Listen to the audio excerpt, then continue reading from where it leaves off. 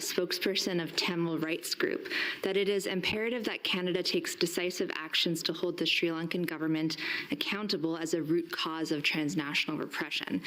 Specifically, Ms. Nagandra stated that the Sri Lankan government's ongoing interference in the lives of Tamil Canadians will only cease once they are held fully accountable, since as long as they continue to operate with impunity, feeling shielded from repercussions for their war crimes and human rights violations, they will persist in using intimidation tactics against Tamil activists in Canada.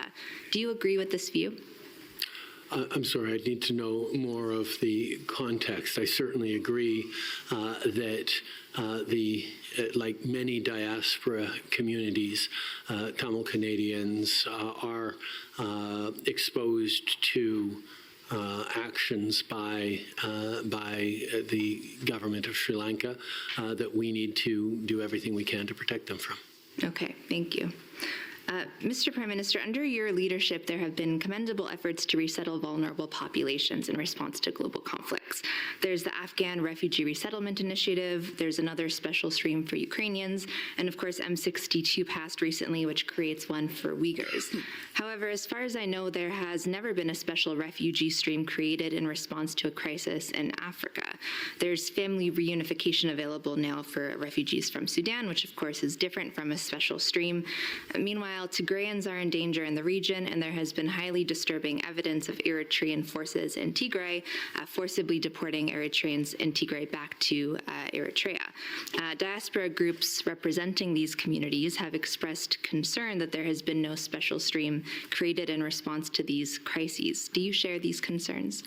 I am, of course, very concerned with the situation in Sudan and in the region.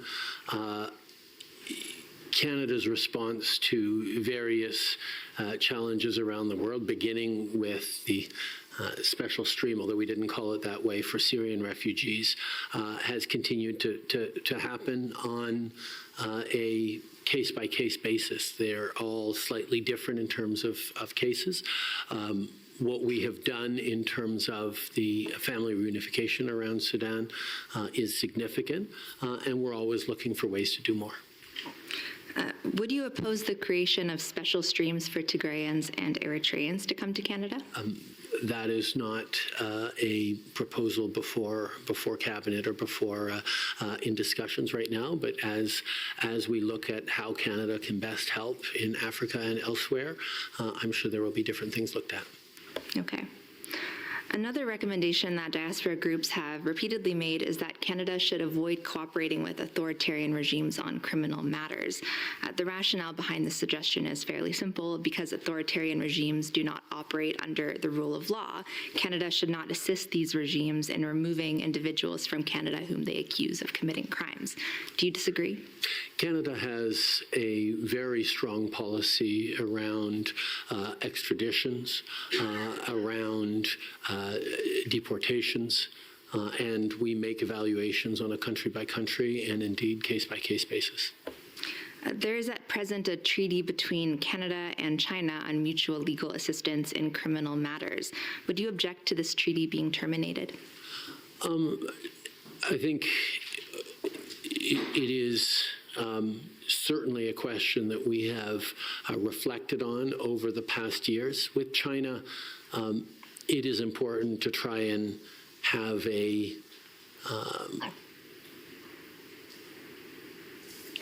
complete approach. There are initiatives, an example of that is the Montreal Kunming Convention of the Parties 15 on biodiversity in Montreal a couple of years ago, where working with China on protecting biodiversity and nature actually resulted in a landmark agreement around the world of where China successfully brought in many countries of the global south to protect nature, that demonstrated there are areas in which we can work alongside China for the benefit of Canadians and others. There are other situations in which we're competing and competing with China on economics, whether it's the significant trade relations with China or economic opportunities that we are pursuing, but also very conscious of the risks on. But there are areas in which we are directly challenging China, whether it's on democracy in Hong Kong or the safety of the Uyghurs or many other issues. And as we move forward in this relationship where we are very clear-eyed about what China is, we make determinations about how to use various instruments at our disposal.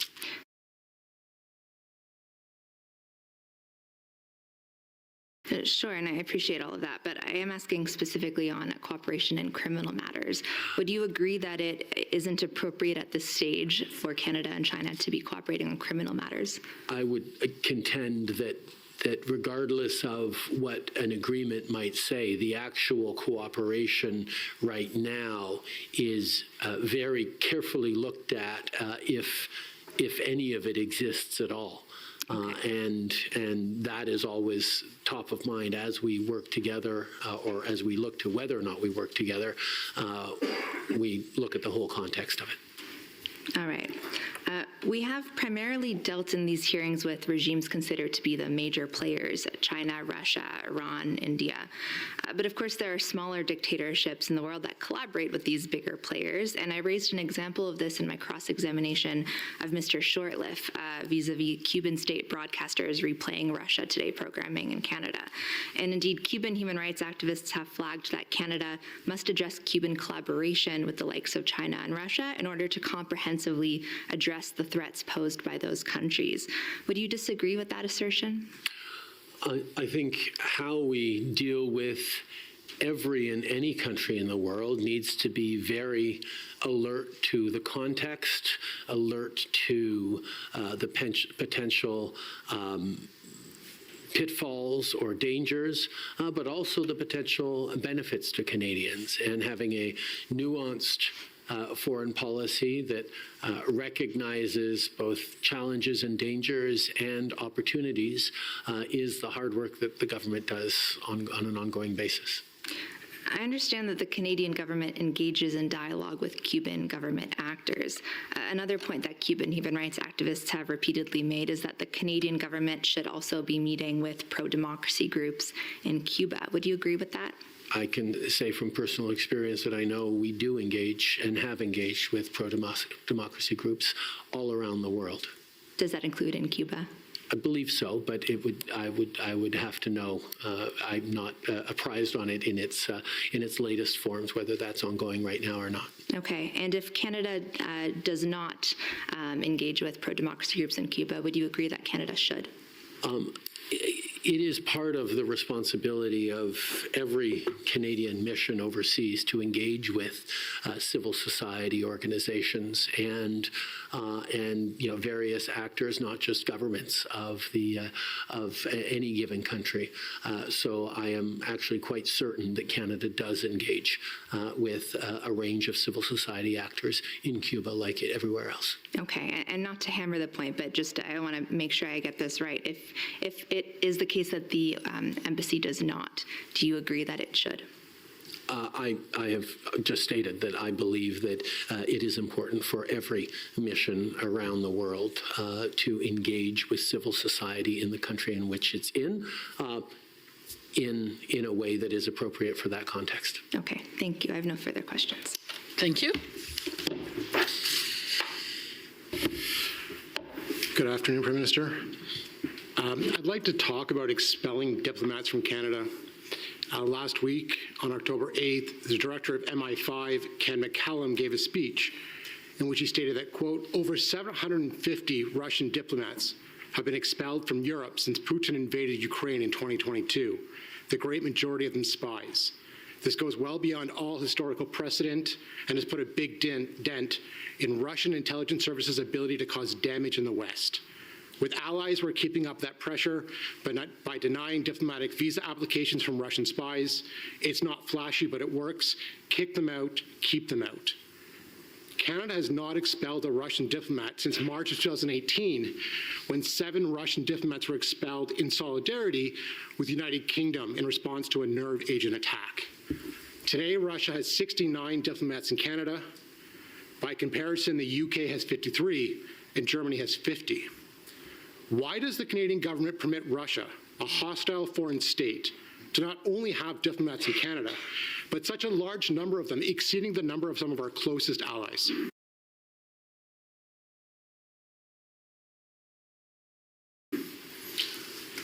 I don't have the numbers that you have, so I'm not going to repeat them. But I do know that a big part of diplomacy is ensuring that we both have an opportunity to talk with adversary countries at home, but that we also have presence on the ground in Moscow and in Russia writ large. I know for a fact that Canada's diplomatic presence in Russia is reaching a point at which, should it decrease much further, would be difficult to sustain at all. And I believe that there is value in continuing to have Canadians in Russia as it continues to be such a bad actor on the world stage. With respect to that, Canada has currently 17 diplomats deployed in Russia. And so I understand the need to have some there, but 17 Canadian diplomats in Russia versus 69 Russian diplomats in Canada seems quite uneven. So ratio almost 4 to 1. I'm not going to speak to the number of Russian diplomats in Canada unless you can show me documentation from the government that highlights that. I'm not saying you're automatically wrong. I'm just saying that I know that our clear opposition to the Putin regime is well established. Our support for Ukraine is well established. And quite frankly, counting diplomats is something that can be one measure of examining relations between a country, but is a fairly narrow view of whether or not Canada is standing up to Russia adequately or not. Okay. But if Canada is in solidarity with Ukraine, why were no diplomats expelled from Canada after the invasion of Ukraine, but it was when there was a nerve agent attack in the UK?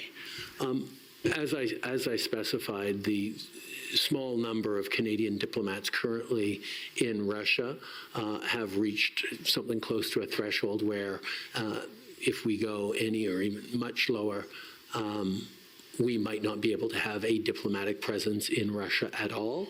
And we feel that we can do more for Ukraine and for the rules-based order in the world by continuing to be present in Russia, as Canada always has, including through the Cold War. Are you concerned with the message that the government's sending by this lack of action to the Ukrainian Canadian community, that No. they may care about Russian actions in the UK, but an illegal invasion of their home country does not get the same response? No, I think that's a ridiculous contention. I think we have demonstrated time and time again, including with billions of dollars and renewal of a free trade agreement with Ukraine, with very, very clear leadership on the world stage, both in military support and financial support, in driving Europe and others towards seizing the benefits of Russian assets in order to continue to fund the heroic resistance of Ukrainians against Ukraine. Canada is one of those countries that has been extremely fortunate to not have much in the way of political disagreements in our unequivocal stand with the Ukraine. The only exception, obviously, being when the Conservative Party refused to renew the Ukraine-Canada free trade deal. But it passed anyway in the House, and we continue to stand strong with Ukraine. Much of the evidence we've heard during this inquiry is focused on the ability of the government to detect and deter foreign interference at a governmental level. But of course, foreign interference activities affect more than just parliamentarians, but also Canadian citizens, specifically those of diaspora communities. And we've heard from witnesses that it can be difficult for individual citizens to be able to counter foreign interference, especially being able to detect mis or disinformation. Aside from trusting the government is doing their best to protect Canadians, do you have any advice to Canadian citizens, specifically members of diaspora communities, on how they can best protect themselves from foreign interference?